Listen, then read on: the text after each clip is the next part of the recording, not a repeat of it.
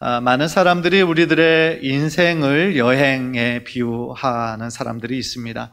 어떤 목적지를 향해서 우리가 가는 그 모든 걸음걸음인데 많은 어떤 만남을 만나기도 하고 또 예상치 못하는 어려움을 당하기도 하는 그런 뜻밖의 그런 만남과 또한 사건의 연속들인 것이죠. 마찬가지입니다. 우리들의 인생도 마치 여행처럼 어떤 사람들은 성공을 향해서 자신이 정해놓은 어떤 성공을 향해서 부지런히 달려가는 사람도 있고 어떤 사람들은 또 행복을 향해서 달려가는 사람들도 있습니다. 또 그 중에 어떤 사람들은 인생의 의미가 무엇일까? 인생의 본질은 무엇일까를 고민하면서 그의 평생의 그 진리를 찾아 떠나는 그러한 사람들도 있는 것이죠. 우리들의 인생이 여행의 한 단면과 비슷한 것처럼 우리들의 신앙도 마찬가지라는 생각이 듭니다. 그래서 많은 영성가들이 우리들의 신앙생활도 결국은 하나의 여정이다라는 겁니다. 그래서 어떤 단거리 경기가 아니라 마라톤 경주인 것처럼 우리가 정말 순례의 길을 걸어가듯이 어떤 십자가를 향해서 예수 그리스도의 영광을 위해서 달려간다라는 것이죠. 그래서 어떻게 보면 그 목적지, 그로 가는 방법은 좀 다양할 수 있을지 모르겠지만 우리들의 신앙의 궁극적인 목적은 단 한 가지고 동일한 것이라고 할 수 있습니다. 그것은 뭐겠어요? 우리가 예수님을 닮아가는 것이고 우리들의 모든 모습들이 우리들의 연약한 모습들이 감추어지고 이제 예수의 그런 영광이 드러나는 그런 삶을 살아가는 것, 예수님께서 원하시는 제자의 삶을 살아가는 것, 그것이 어떻게 보면 우리들의 모든 신앙생활의 근본적인 목적이 될 수 있겠다 싶습니다. 그런 면에서 저는 오늘 진리이신 예수 그리스도를 찾아가는 그 신앙의 여정에 대해서 좀 함께 말씀을 나누고 싶어요. 특히 우리가 예수님을 믿는다라고 하는 것, 예수님을 따른다라고 하는 그 참된 의미가 무엇일까 말씀을 나누는 가운데 저와 여러분에게 하나님이 주신 큰 은혜와 또한 깨달음이 있는 복된 시간이 되시기를 주님의 이름으로 간절히 축원합니다. 우리가 지난주에 마태복음 16장의 말씀을 통하여서 예수님을 그토록 사랑하고 따랐던 수제자 베드로도 한순간에 위대한 신앙의 고백에서 사단의 그런 도구로 이렇게 나락으로 떨어지는 그런 연약한 장면을 우리가 당황스러운 마음으로 살펴보았습니다. 어떻게 보면 예수님의 제자로서 3년 동안의 그런 공생의 사역을 예수님과 함께 먹고 함께 자고 모든 기적의 현장, 사역의 현장 가운데 함께 있었다면 예수님을 그 누구보다도 잘 알았을 것이라고 우리가 예상하게 되는데 실제적으로 지난주의 모습을 보면 아니었다라는 것을 우리가 알 수 있었죠. 그러니까 베드로는 자신이 그때까지 가졌던 어떤 메시아 신앙만을 가지고 있었죠. 그래서 예수님께서 메시아라는 사실을 너무나 믿고 있었지만 그가 가졌던 메시아상은 뭐였냐면 로마의 압제에서 자신들을 구원해낼 어떤 정치적 해방자의 모습만을 기대하고 있었던 것이죠. 그래서 예수님이 이스라엘의 새로운 왕이 되시면 그때 자기와 또 다른 제자들은 좀 높은 자리에 오를 수 있을 것으로 너무나 어떻게 보면 인간적인 생각과 인간적인 욕망의 모습으로 예수 그리스도를 투영하고 있었다라는 것이죠. 그런데 그런 베드로에게 예수님께서 십자가를 처음으로 말씀을 하시니까 베드로의 그 신앙에서는 도저히 받아들일 수가 없었던 거죠. 왜냐하면 십자가는 곧 저주였고 죽음이었고 절망이었기 때문에 그렇습니다. 그래서 자신이 그렇게 믿었던 메시아는 이렇게 죽음으로, 저주받은 죽음으로 끝나서는 안 된다라는 것이 너무나 확고했기 때문에 예수님 절대로 그래서는 안 됩니다. 그래서 예수님을 책망하고 꾸짖고 그 십자가의 길을 막으려고 했던 것이죠. 그래서 예수님께서 사단 아내들을 물러가라. 네가 하나님의 일을 생각하지 않고 오직 육신의 일만 생각하는도다 라는 큰 책망을 받은 것 아니겠습니까? 그런데 베드로가 그럴 수밖에 없었다라는 생각이 들어요. 왜냐하면 그 시대에 있었던 모든 유대인들은 다 같은 시점으로 이 메시아를 생각하고 있었을 것이기 때문에 그렇습니다. 우리는 예수님께서 십자가가 끝이 아니라 십자가를 죽음으로 말미암아 우리들의 모든 인류의 죄를 대속하시고 3일 만에 다시 부활하셨고 살아나셨고 또한 승천하셨고 지금도 우리와 함께 동행하고 계시는 것을 우리는 너무나 잘 알고 있어요. 그러나 당시에 베드로가 예수님께서 그 십자가의 죽음과 고난의 길을 말씀하셨을 때는 아직 어떤 때였습니까? 아직 그때가 이르기 전이었어요. 우리는 십자가도 알고 십자가가 끝이 아니라 부활이 있다라는 것을 알아요. 그러나 베드로는 십자가는 곧 죽음이에요. 십자가는 곧 끝이에요. 그러니까 십자가의 그 신앙을 아직 통과하지 못한 단계였던 것이죠. 따라서 그는 그의 시점에서 절대로 이 죽음만은, 저주받은 죽음만은 피해야 한다라고 생각했기 때문인 것이죠. 따라서요, 우리도 솔직히 베드로의 입장이었으면 크게 다르지 않았을 거예요. 따라서 우리들의 참된 신앙의 모습을 우리가 추구하는 데 있어서 첫 번째로 기억해야 될 것은 뭐냐? 십자가를 통과하는 사람이 바로 진짜 신앙의 모습이다라는 거예요. 이게 무슨 뜻이냐면요, 예수님을 믿는다라는 것의 의미가 예수님을 단지 아는, 어떤 지식적으로 아는 것과는 너무나 큰 차이가 있다라는 거예요. 여러분들 가령 책의 표지하고 어떤 목차만을 보고 그 책을 읽었다라고 말한다면 그거는 그 사람의 거짓말이고 오해인 거죠. 그 책을 정독해서 처음부터 끝까지 정독하는 것하고 그냥 표지하고 그 목차만 보는 것하고 이 둘을 어떻게 비교할 수가 있겠어요? 마찬가지라는 거죠. 우리가 예수님의 이야기를 많이 들어서 알고 있어요. 십자가도 알아요. 부활도 압니다. 그러나 그 사실이 우리가 예수님을 진정으로 믿고 예수님을 진정 따른다라고 하는 참된 증거가 되기에는 부족하다라는 겁니다. 한국도 마찬가지고 미국도 마찬가지이지만 점점 더 크리스찬들의 숫자가 줄어들고 있어요. 미국은 이제 몇십 년 전만 해도 정말 기독교 국가다라고 생각을 하고 실제적으로 교회를 열심으로 출석하는 사람들이 많았는데, 저도 미국에 살 때 이제 옆집에 사는 그런 백인 이웃하고 이렇게 얘기를 나눠보면 크리스찬이라고 그러면 크리스찬이라고 그래요. 그런데 교회를 정기적으로 다니냐 그러면 그렇지 않아요. 1년에 몇 번만 나가는 거예요, 교회를. 그러면서 자기는 크리스찬이라고 생각하는 사람들이 의외로 많아요. 그래서 제가 깜짝 놀랐어요. 그래서 많은 신학자들이 지금 미국은 더 이상 기독교 국가가 아니다라고 얘기하는 것이 저는 마음에 너무너무 동의가 됐어요. 그러니까 무슨 뜻이냐면 오랫도록 기독교 국가였기 때문에 그것이 너무너무 잘 알아요. 예수님이 누군지도 알고 십자가가 뭔지도 알고 부활하신 것도 알고 다 알아요. 그러나 그 마음에 정말로 그 예수님의 십자가를 마음에 품고 사는 사람들은 점점 더 숫자가 줄어들고 있다라는 거예요. 지금 교회 출석하는 사람들도 마찬가지라는 거죠. 단순히 예수님을 아는 사람, 십자가와 부활만 아는, 지식적으로만 아는 사람이 있다면 정말 그 교회에 하나님의 능력이, 십자가의 능력과 복음의 능력이 나타날 수 있을까요? 상당히 어려울 거라는 생각이 듭니다. 왜냐하면 십자가를 그냥 스쳐 지나가는 것이지, 멀리서 그냥 바라보고만 있는 것이지, 예수님께서 십자가를 지신 것처럼 나의 십자가를 내가 지고 예수님을 따라가는 사람들은 극히 드문 시대에 우리가 살아가고 있다라는 뜻입니다. 로마서 1장 16절, 우리 한번 화면을 통해서 우리 다 함께 한번 읽겠습니다. 시작. 내가 복음을 부끄러워하지 아니하노니 이 복음은 모든 믿는 자에게 구원을 주시는 하나님의 능력이 됨이라. 아멘. 복음은 뭐라고 말씀하세요? 하나님의 능력이라는 거예요. 복음은 우리가 예수 그리스도가 나의 죄 때문에 돌아가셨다라고 하는 사실을 단순히 아는 것을 의미하는 것이 아니에요. 복음은 뭐예요? 하나님의 능력이에요. 모든 믿는 자에게 구원을 주시는, 모든 믿는 자에게 새로운 삶과 새로운 정말 인생을 허락하시는 하나님의 능력이 되는 것인데, 과연 우리들의 삶에 그런 복음의 능력이 있느냐는 것이죠. 고린도전서 1장 18절도 우리 다 함께 읽겠습니다. 시작. 십자가의 도가 멸망하는 자들에게는 미련한 것이요 구원을 받는 우리에게는 하나님의 능력이라. 아멘. 십자가의 도를 모르는 사람에게 그 십자가는 그냥 저주의 상징이에요. 안타까운 죽음이에요. 그러나 십자가의 의미를 아는 우리들에게는 그 복음의 십자가의 도가 뭐예요? 하나님의 능력인 것이죠. 사랑하는 성도님들, 우리 성도님들은 그 십자가를 통과하셨습니까? 아니면 그저 머리로만 알고 있습니까? 저는 지금 여러분에게 예수님의 그 십자가를 알고 있느냐, 부활하신 사실을 알고 있느냐 여쭤보는 것이 아니에요. 여러분이 정말로 그 십자가의 은혜를 체험했느냐, 그거를 여러분들에게 여쭤보는 것입니다.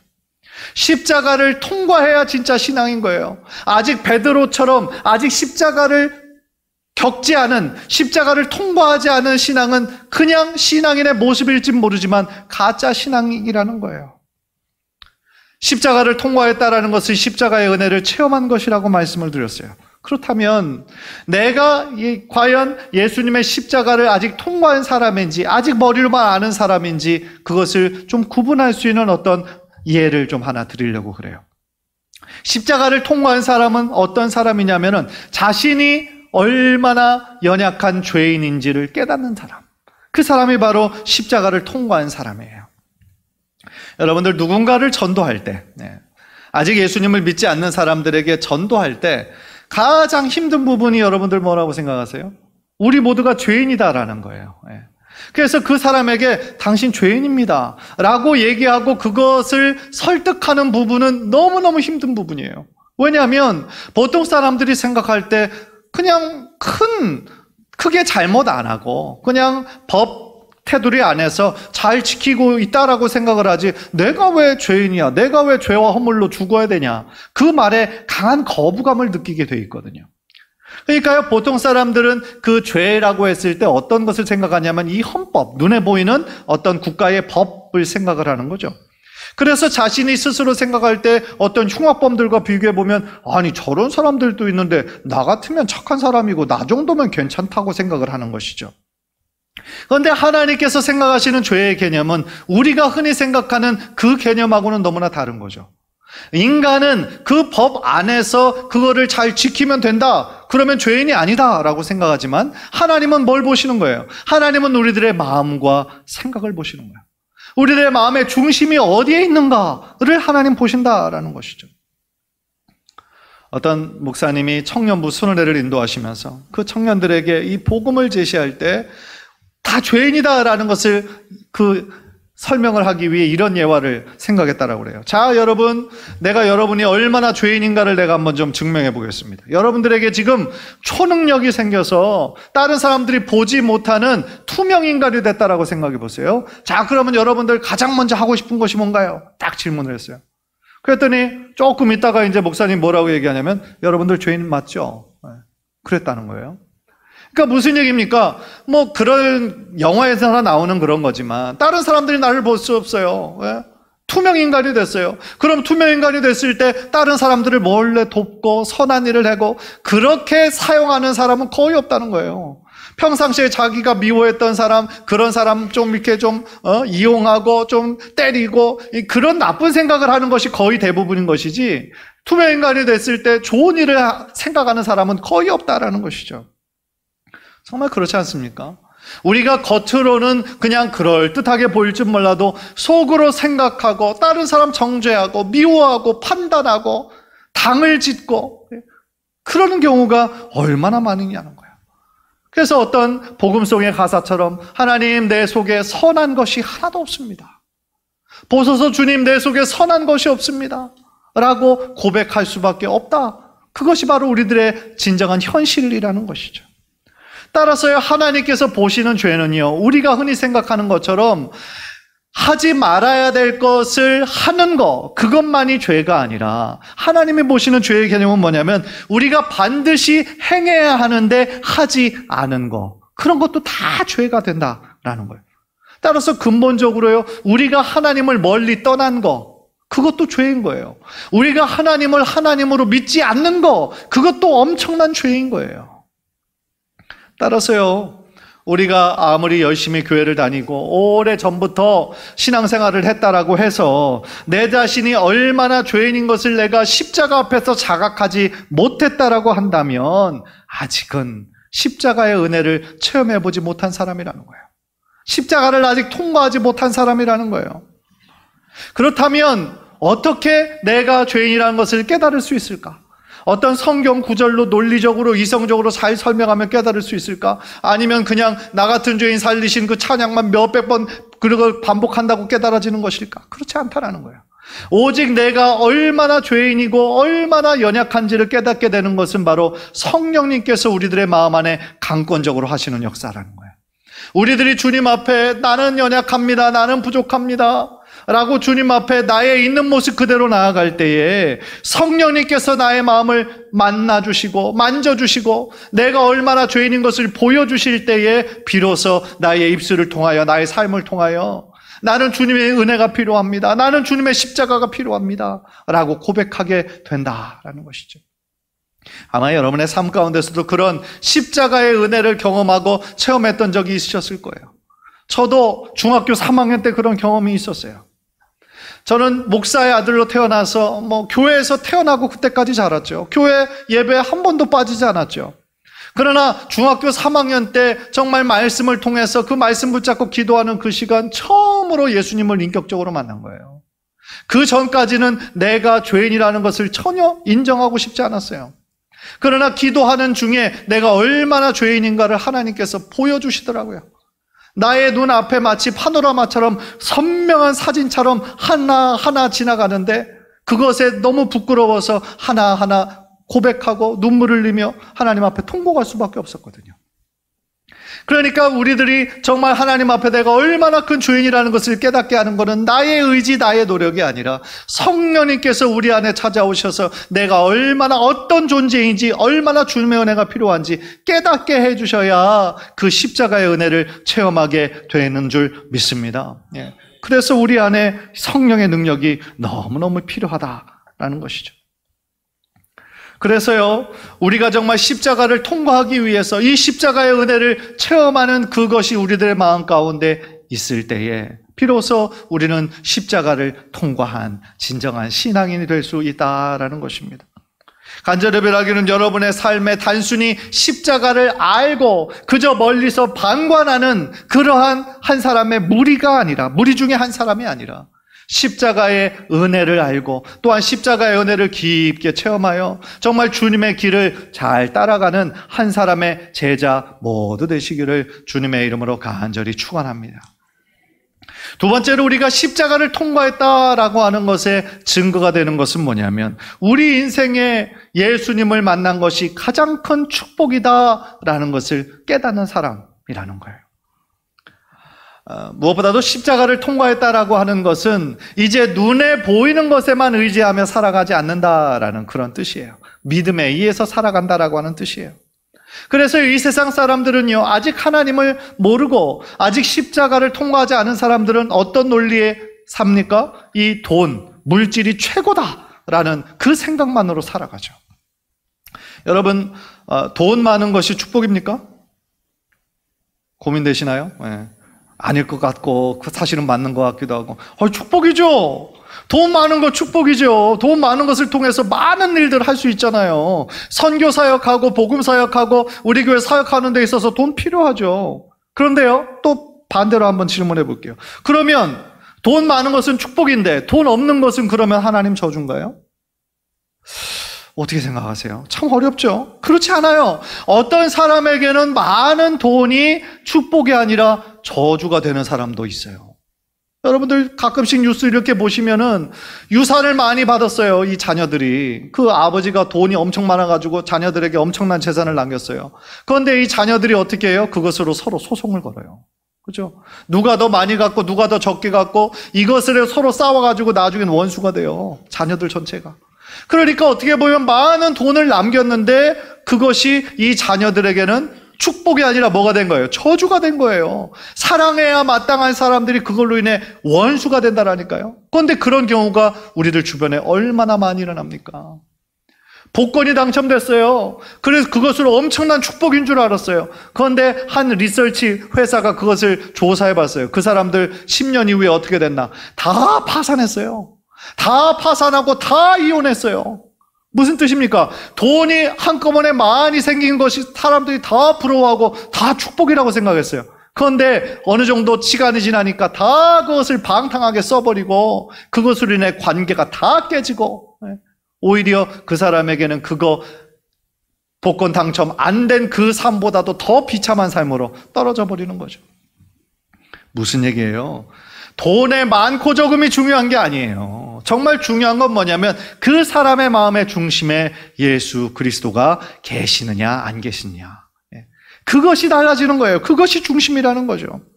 그래서 우리들 중심에 예수 그리스도가 있을 때에 그것이 우리들에게 가장 큰 축복이 되는 것이고, 그런 신앙을 가진 사람에게 또한 하나님 물질적인 축복을 주셨을 때 그 일을 통하여 하나님께 큰 영광 올려드릴 수 있는 것이죠. 반대 경우도 마찬가지예요. 돈이 없고 풍족하지 않은 것이 하나님의 저주가 아니에요. 그것이 없어도 우리는 얼마든지 하나님께 감사하는 삶 살 수 있고 행복한 삶 살 수 있는 거예요. 따라서 하나님께서 주신 그 한도, 그 여건 안에서 예수 그리스도를 내 마음의 삶의 온전한 주인으로 모시고 그렇게 살아가는 그 삶 자체가 중요한 것이지, 돈에 많고 적은 어떤 기준 자체가 중요한 것이 아니다라는 그런 뜻이죠. 여러분들, 복음은 무엇입니까? 복음은 좋은 소식이란 뜻이에요. Good news라는 뜻이에요. 그러면 무엇이 가장 좋은 소식인가? 나는 죽을 수밖에 없는 죄인인데, 십자가에 내가 매달려 죽어야 되는데, 나 대신 예수 그리스도가 나의 죄를 대신해서 십자가에 달려 돌아가신 것을 우리가 믿음으로 고백하기만 하면 우리 안에 있는 모든 죄와 모든 죄책감과 죄의 짐이 다 해결해 주시는, 예수님께서 십자가에서 해결해 주셨던 그 대속의 그 복음이 정말로 좋은 소식이라는 거죠. 근데 세상 사람들은 아직 그거를 모르죠. 그래서 그냥 자신의 어떤 세상 짐을 끝까지 지고 가는 거예요. 죄책감과 죄의 무게를 그냥 안고 사는 거예요. 그러나 우리가 예수 그리스도의 십자가를, 은혜를 믿기만 하면 나의 모든 세상 짐을 다 십자가 앞에 내려놓을 수 있고, 그때부터 우리들 안에 진정한 기쁨과 평화가 흘러넘치게 되니까 얼마나 이것이 좋은 소식이냐는 거예요. 만약에 여러분이 지금까지 지은 죄 전체가 아니라 10분의 1이라도, 아니 100분의 1이라도 다른 사람들이 다 보는 사람 앞에서 그것이 앞에 동영상으로 다 틀어지고 있다고 생각해 보세요. 당신의 여러분들 가족들 앞에서 떳떳할 수가 있겠습니까? 여러분들 직장 동료들, 우리 성도들 앞에서 떳떳할 수 있겠어요? 사실 그럴 수 있는 사람은 아무도 없을 거예요. 너무나 다 부끄러울 거예요. 저도 자신도 마찬가지예요. 요즘 사람들이 10계명은 잘 지키지 않고 있다라고 하지만 11계명은 다 잘 지키고 있다라고 그래요. 여러분들 11계명은 뭔지 아십니까? 들키지 말 것. 들키지 말 것. 그거는 11계명을 아주 잘 지키며 산다는 거예요. 그래서 겉으로 볼 때는 참 의롭고 착하고 근사해 보이는 사람인데 이것이 속으로는 참 엉망진창인 그런 사람들이 얼마나 많으냐는 거예요. 그래서 사람들은 적당히 포장하며 사는 거예요.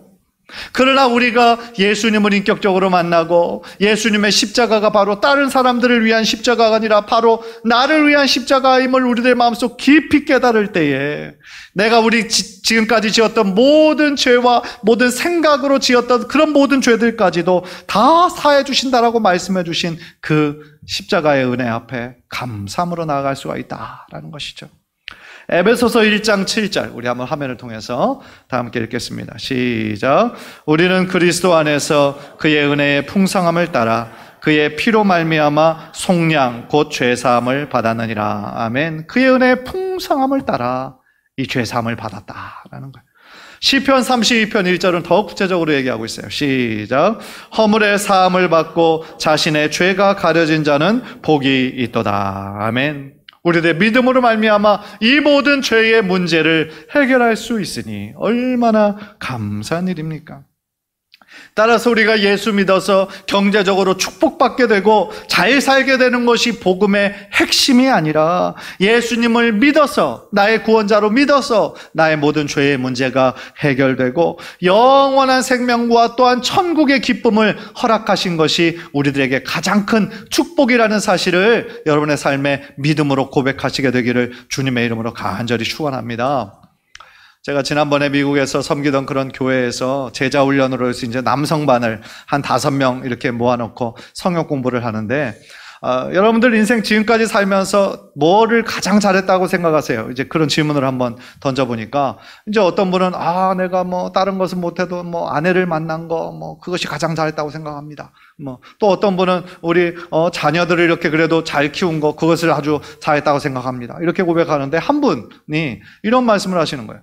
평상시에는 그분은 별로 이렇게 큰 열정이나 어떤 열심은 없어 보였어요. 그냥 겉으로 볼 때는.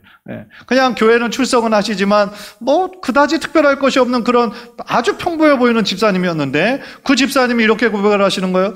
제가 내 자신을 한번 돌이켜 보니까 내가 예수님 믿은 것이 내 인생에 가장 잘한 것 같습니다. 그러시더라고요. 그래서 그 자리에 있던 장로님들도 다 놀래고 감사하고, 야, 정말 그렇습니다. 우리들 인생에 돈을 얼마나 벌어야 우리가 잘한 거겠어요?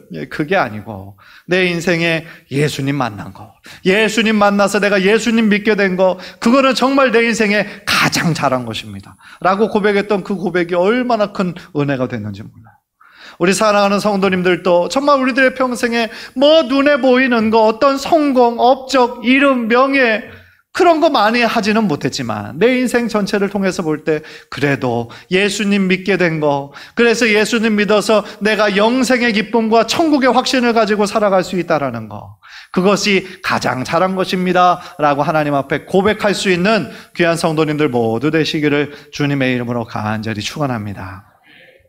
크게 두 번째로요, 우리는 오늘 본문 속에서 무엇을 깨닫게 되냐면 예수님의 길을 따라가는 것, 그것이 결국은 영광의 길이다라는 것을 깨닫게 돼요. 오늘 본문의 문맥을 한번 살펴보면 우리가 지난주 베드로와의 그런 고백에서 이제 바로 이어지는 그런 고백이죠. 그래서 예수님을 그냥 눈에 보이는 정치적인 왕으로 기대하고 있었던 이 제자들에게 예수님께서 처음으로 십자가를 말씀을 하시니까 이 제자들이 얼마나 낙심을 했겠어요. 얼마나 실망을 했겠어요. 그래서 제자도의 핵심을 예수님께서 뭐라고 말씀하시냐면 자기를 부인하고 자기 십자가를 지고 나를 따를 것이니라 말씀하신 것이 제자도의 핵심이셨잖아요. 그런데 이 예수님을 따라간다라는 것이 쉬운 일이 아니잖아요. 여러분들 예수님 따라가는 거 쉽습니까? 쉽지 않죠. 왜냐하면 예수님의 길은 넓은 길, 편안한 길, 보장된 길, 인기 많은 길이 아니잖아요. 만약에 그런 길이라고 한다면 세상 사람들 예수님 믿지 말라고 해도 다 믿을걸요? 넓은 길, 편한 길, 보장된 길이라고 한다면. 그러나 예수님 걸어가신 길, 십자가의 길이에요. 고난의 길이에요. 자기 것을 다 내려놓는 길이에요. 희생의 길이에요. 헌신의 길이에요. 그러니까 그 길을 따라가는 것이 힘들 때가 많이 있는 것이죠. 그런데 그 길이 어려운 길임에도 불구하고 우리가 따라가야 하는 이유가 있어요. 그게 뭐냐면 우리의 신앙의 대상이신 예수 그리스도께서 이미 걸어가신 그 길이기 때문이고, 또 하나는 우리로 하여금 나를 따라오라 말씀하셨기 때문인 것이죠. 그래서 비록 그 길이 힘들고 어려운 길이지만 우리는 주님만을 바라보며 그 믿음의 길을 걸어가야 할 의무와 책임이 우리들에게 있다라는 거예요. 그런데 예수님의 길을 따라갈 때 우리들에게 정말 꼭 필요한 것이 있어요. 그게 뭐냐면 이 길이 맞다라고 하는 확신이 너무너무 필요하다라는 거예요. 만약에 확신이 없으면 어떻게 될까요? 그 길을 따라가는 데 있어서 약간의 어려운 길만 생겨도 주저하게 돼요. 의심하게 돼요. 이 길이 아닌가 보다. 내가 잘못 왔나 보다. 내가 그때 잘못 선택했나 보다. 그러면서 다시 왔던 길 뒤돌아가는 거죠. 철로역정이라는 존 버년의 책을 보면 그 천성을 향해서 가다가 같이 믿음의 길 가다가 중간에 뒤돌아가 버리는 사람들이 얼마나 많은지 몰라요. 그런데 실제로 우리들의 신앙의 여정에서도 똑같다라는 것이죠.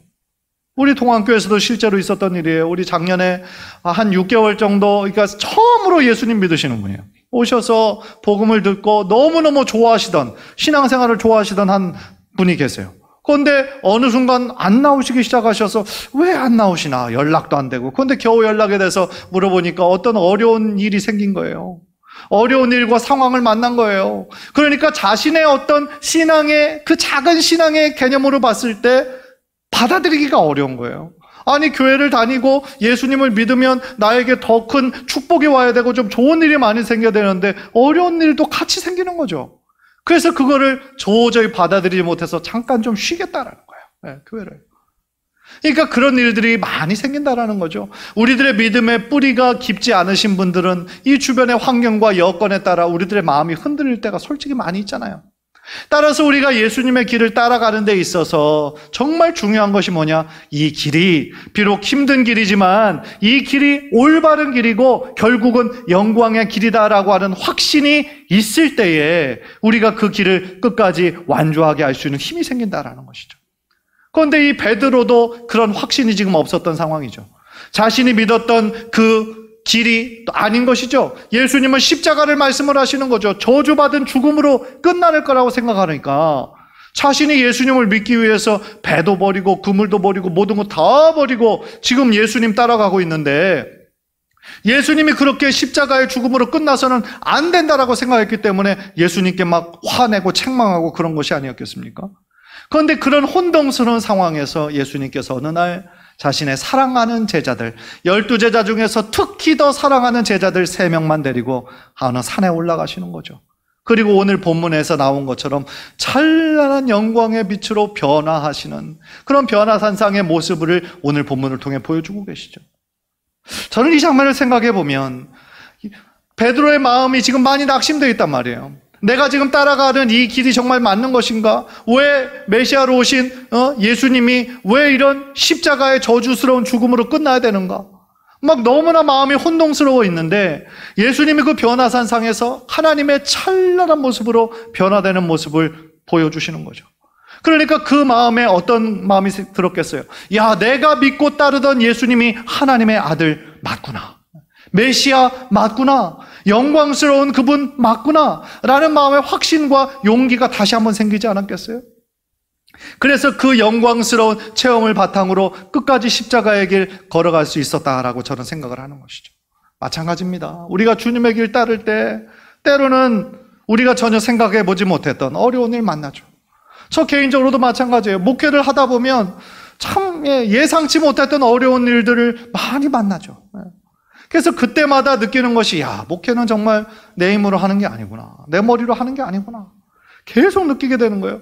어떤 경우는 정말 믿었던 분을 어떤 성도를 통하여 힘도 되고 용기도 얻고 그렇지만 또 같은 분으로 인해서 상처받을 때도 있는 거예요. 그래서 야, 정말 어떤 눈에 보이는 사람이 믿음의 대상이 아니고 오직 하나님만이 믿음의 대상이고 우리는 서로 사랑하고 섬기고 격려하는 것이 우리들에게 맡겨진 역할이구나. 하나하나 배워가면서 목회하고 있는 거죠. 그런데 여러분의 삶도 똑같다라는 생각이 들어요. 우리들의 신앙의 길 결국 여정이라고 말씀드렸잖아요. 십자가를 향해서 예수 그리스도를 닮아가는 신앙의 여정을 우리가 따라가고 있는데 우리들의 마음에 이 베드로에게 보여주셨던 그런 확신이 만약에 없다면 계속 중간에 흔들리고 의심하고 뒤돌아보고 그럴 수밖에 없다라는 거예요.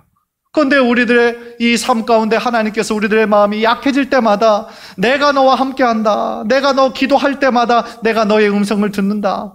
하나님께서 늘 함께 하시고 우리들의 손을 붙잡고 계신다라는 그런 작은 사인, 하나님의 그 사랑, 하나님의 그 위로, 하나님의 그 우리를 손붙잡고 계시는 그 따뜻한 그 마음을 우리들에게 중간중간 느끼게 해주셔서 우리가 그 길 비록 힘들지만 그 믿음으로 계속 걸어갈 수 있는 힘과 용기를 주신다라는 거예요.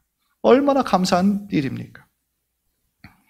내려놓는다라는 건 참 어려운 일이죠. 주님의 길 따라갈 때 나의 자아와 욕심을 버리고 나만의 십자가를 지고 가는 거 힘든 일이죠. 그러나 내려놓는 순간 어떻게 될까요? 우리들의 마음이 가벼워지는 것이고 나의 욕심과 자아와 교만을 내려놓는 그 순간부터 우리 하나님께서 우리를 붙잡아 주시고 하나님께서 함께 하신다라고 하는 그 능력의 증거로 여러분의 삶과 늘 동행해 주실 줄 믿습니다. 간절히 바라기는 우리 성도님들 모두가 우리들 모두에게 주어진 그 믿음의 길을 걸어가는 데 있어서 십자가를 그저 멀리서만 바라보고 스쳐 지나가는 것이 아니라 그 십자가를 멋지게 통과해서 하나님의 찬란한 영광 가운데 거하는 그 천국의 기쁨과 소망을 매일의 삶에 누리시는 귀한 성도님들 되시기를 주님의 이름으로 간절히 축원합니다.